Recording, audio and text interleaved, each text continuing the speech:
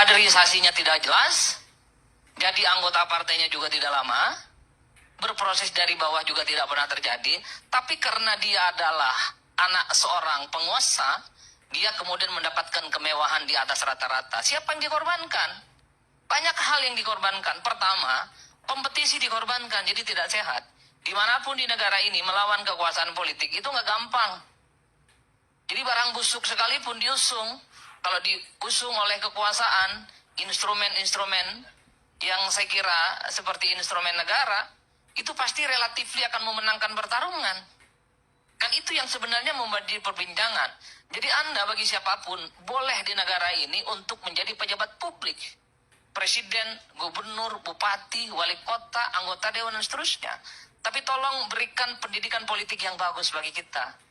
Bahwa Anda itu berproses dari awal. Inilah yang kemudian kenapa fenomena politik dinasti itu selalu diulang. Karena prosesnya itu tidak awal. Misalnya sorry to say seperti Mas Gibran. Apakah di negara ini tak ada orang lain?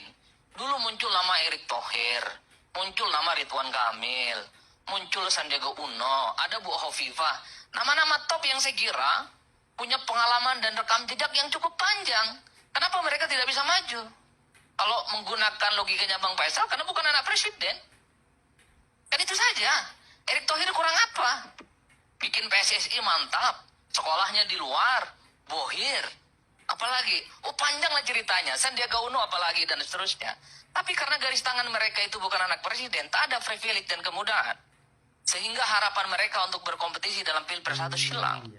Kan itu yang menjadi perbincangan kita. Bang Ade Armando saya respect dulu dengan tingkat idealismenya yang cukup tinggi. Partainya adalah partai anak muda, tolak politik dinasti. Tapi sorry to say Bang, respect saya kan agak sedikit hilang dalam konteks itu. Saya justru berharap orang seperti Bang Ade Armando ini yang jadi ketua umum PSI. Bang Ade ini kurang apa coba? Bang Ade Armando ini kurang apa? Tolong jelaskan ke kita, dokter, ahli komunikasi,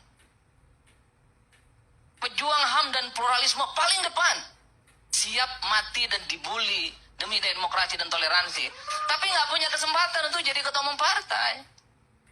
Karena bukan anak penguasa. Ada sekjen yang spesialis.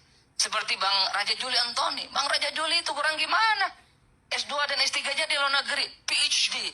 Bukan kaleng-kaleng sekolahnya. Nggak jadi ketua umum partai. Kan itu saja yang diributkan oleh orang. Bahwa Anda punya opportunity seperti yang lain untuk terpilih jadi gubernur, jadi wali kota, jadi ketua umum partai, nggak ada soal. Tapi monggo proses yang dilakukan itu sesuai dengan kaidah-kaidah demokrasi yang itu memang dari dulu kita pertahankan. Inilah yang disebut dengan sistem politik, sistem bernegara, dan sistem demokratisasi.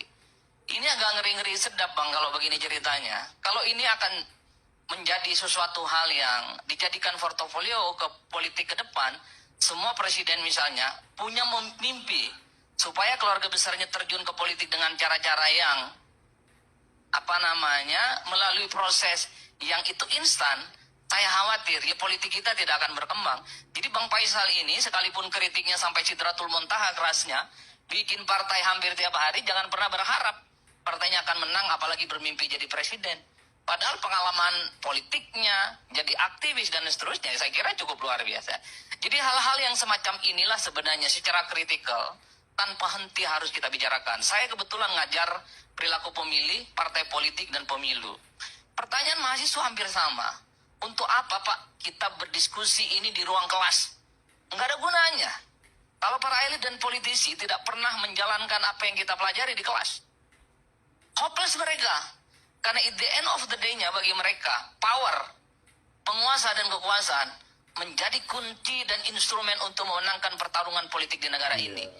Jadi kasihan anak-anak yang selama ini punya mimpi besar untuk jadi gubernur, bupati, wali kota, apalagi mimpi jadi presiden Bang. Sudahlah, ke laut aja. Kalau kemudian masih banyak orang yang mengkonfirmasi apa yang terjadi di negara ini, soal kemudahan anak kekuasaan itu untuk menjadi pejabat publik sesuatu hal yang lumrah. Ini yang saya kira akan merusak bagaimana tatanan-tatanan demokrasi dan sistem kepartaian kita akan rusak secara umum. Nah, yang kedua yang saya khawatirkan, kalau kita melihat tren-tren survei, kenapa party ID kita rendah dari dulu ya? Dulu kan variabelnya banyak. Kenapa orang malas berpartai? Karena partai ini dianggap kerjanya 5 tahun sekali. Partai itu ujung-ujungnya hanya mengejar kekuasaan. Jadi pendidikan politik, advokasi politik, sosialisasi politik nyaris tidak pernah mereka lakukan kecuali mereka itu jelang pemilu. Belakangan ada variabel yang selanjutnya ditambahkan. Untuk apa berpartai? Kalau mereka itu tidak punya kesempatan dan muncul anak kekuasaan, anak dinasti yang membypass itu semua di tengah jalan. Kan ini yang sebenarnya. Iya, halo teman-teman, selamat datang lagi di channel ini. Salam inspirasi, salam NKRI, harga mati. Ya, baru saja kita mendengarkan penyampaian dari Bung Adi Praitno, ya, pakar hukum tata negara, ya, pengamat politik, dan banyak hal tadi yang kita dengarkan masalah proses, ya, proses belajar berproses dan tidak hanya instan dan bukan hanya untuk memanfaatkan kekuasaan yang dimilikinya. Nah, tentu teman-teman ini tadi membahas masalah eh, Mas Gibran, ya, wakil presiden Republik Indonesia yang terpilih pada kontestasi pemilu 2024 kemarin, ya. Tetapi memang ya betul juga seperti yang disampaikan oleh Bung Adi Praitno gitu ya. Banyak hal yang kita pahami dan kita dengarkan. Dan lagi pula kalau kita melihat bahwa penilaian-penilaian masyarakat sebetulnya banyak sekali yang tidak menyetujui Gibran menduduki posisi sebagai wakil presiden gitu ya. Dan macam-macam hal lainnya lah tentu disampaikan tadi, terutama pada proses, misalnya pada Gibran bisa sebagai wakil presiden merubah undang-undang dan seterusnya, adanya dukungan dari presiden pada saat itu, dan kemudian adanya ya dukungan dari aparatur negara dan seterusnya. Lalu kemudian seperti misalnya Kaisang, karena anak presiden 3 hari di PSI langsung menjadi ketua umum partai. Jadi prosesnya kan sangat instan lah gitu ya. Berbeda dengan orang-orang yang mungkin 10 tahun baru bisa menjadi ketua DPP gitu ya. Dan seterusnya. Nah, baik, kalau saya melihat di sini penilaian dari masyarakat Indonesia misalnya, Pak Prabowo yang amanah, Pak surga menunggumu. Jangan sebaliknya sesat, sehat terus Pak, gitu ya. Bukan intervensi lagi tapi ngobok-obok gitu ya. Bukan hanya intervensi doang tapi udah diobok-obok gitu. Taulah Min, saya yakin orang yang memilih karena melihat Pak Prabowo-nya bukan Gibran. Sekarang suruh mundur saja tuh si Samsul daripada merepotkan Pak Prabowo. Jokowi ambisi ingin menempatkan anaknya nggak tanggung-tanggung. Level lurah saja belum pas, ini dipaksa jadi orang nomor 2. Nah, ini yang perlu memang kita perhatikan, bahwa ketika kita melihat bahwa sosok Gibran seperti apa, pengalamannya bagaimana, track recordnya, rekam jejaknya seperti apa, usianya seperti apa, pendidikannya seperti apa, tentu ini kan menjadi sebuah penilaian juga kepada kita. Bagaimana nanti bisa bersaing, bisa berbicara di forum PBB misalnya, di internasional misalnya gitu ya. Pengalamannya saja pun belum ada di bagian-bagian seperti itu.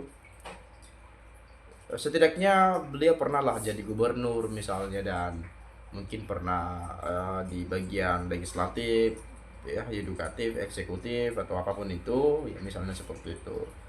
Ya janganlah seperti itu misalnya, tetapi ya mengikuti aturan yang berlaku lah, usia minimal gitu ya. Ya karena dari situ pun kelihatan orang yang taat aturan sama orang yang merubah aturan demi dirinya sendiri gitu ya, kelihatan juga. Jadi makanya banyak orang mengatakan ya udah Gibran mundur aja lah,